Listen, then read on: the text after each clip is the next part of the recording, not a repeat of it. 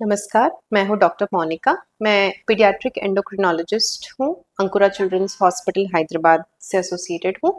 आज हम एक बहुत ज़रूरी टॉपिक पे बात करेंगे, बच्चों में हाइट प्रॉब्लम्स के बारे में बात करेंगे। तो बहुत बार पेरेंट्स आके बोलते हैं कि हमारा बच्चा बढ़ नहीं रहा है, हमारा बच्चा उसके बाकी क्लास के जो बच्चे हैं उनके हिसाब से छोटा दिखता है, या फिर हम जो घर में चेक कर रहे हैं उसकी हाइट बढ़ ही नहीं रही है, या फिर जो कपड़े हैं उसके वो छोटे ही नहीं होते हैं, वो सेम कपड़ा 2 तो साल चला रहा है। तो अगर ऐसे आपके प्रॉब्लम्स हैं तो आप तुरंत अपने पीडियाट्रिशियन या पीडियाट्रिक एंडोक्रिनोलॉजिस्ट से मिलिएगा। तो आप जब जाते हैं उनके ऑफिस में, उन हॉस्पिटल या क्लिनिक में, तो वहाँ पे क्या-क्या प्रोसीजर्स होते हैं। तो पहले तो वो आपके बच्चे के सारे डिटेल्स पता लगाएँगे कि बच्चे का जन्म का वेट कैसा रहा, या उनको कोई और मेडिकल प्रॉब्लम्स रही हैं, या कुछ और इश्यूज रही हैं जो इनके हेल्थ को अफेक्ट कर रही थी।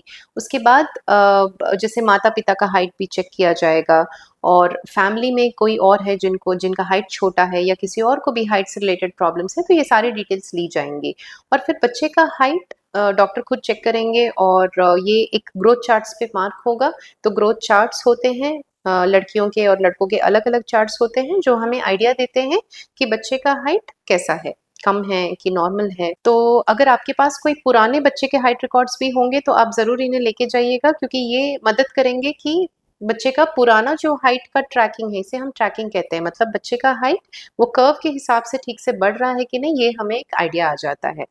तो ये इन्फॉर्मेशन लेके फिर आपके बच्चे के लिए जो डॉक्टर हैं वो ब्लड टेस्ट या फिर एक्स-रे एडवाइस करेंगे, बाएँ हाथ का एक्स-रे जिसे हम कहते हैं बोनिच एक्स-रे। तो ये एक्स-रे और कुछ ब्लड टेस्ट की मदद से हमें एक आइडिया आ सकता है कि ये एग्ज़ैक्टली क्या प्रॉब्लम है।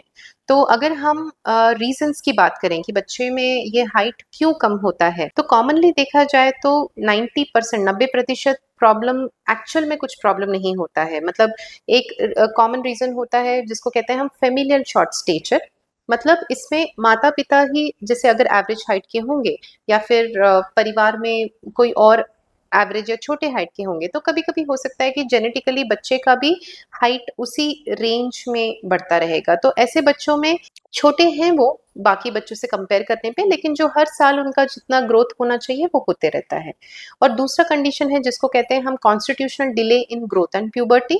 तो इसमें क्या होता है कि बच्चा शुरुआत के सालों में थोड़ा छोटा लगता है उसके बाकी फ्रेंड्स के साथ, लेकिन उसका जो ईयरली ग्रोथ होना चाहिए वो सही-सही होते रहता है, और ये जो बच्चा है वो अपने दोस्तों के कंपैरिज़न में थोड़ा लेट बढ़ना चालू करता है, लेकिन इसका फाइनल हाइट अचीव हो जाएगा। तो ये 2 कॉमन कंडीशंस होती हैं, familial short stature and constitutional delay in growth and puberty, जिसके लिए कोई ट्रीटमेंट की ज़रूरत नहीं होती, बट इसे क्लोज़ली ऑब्ज़र्व करना पड़ता है।